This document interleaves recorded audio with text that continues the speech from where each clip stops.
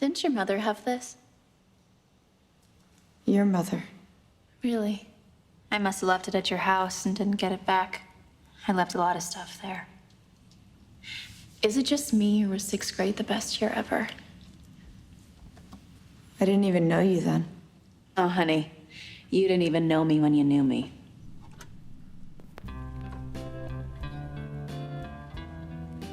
Come on, give it up, Spence. Let's pretend that you're getting ready for your first boy-girl dance party. No one ever tells you that the practice is so much more fun than the real thing. Was it Toby? Was he the one who gave you that bloody lip?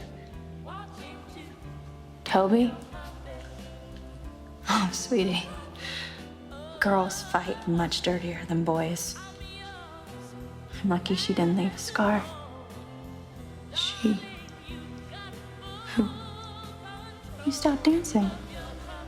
I don't want to dance. I'll change the song. No, I can't. I haven't slept in 3 days. Come on. I'm looking for something. A star. On Mona's game board. Oh, that. It's in there.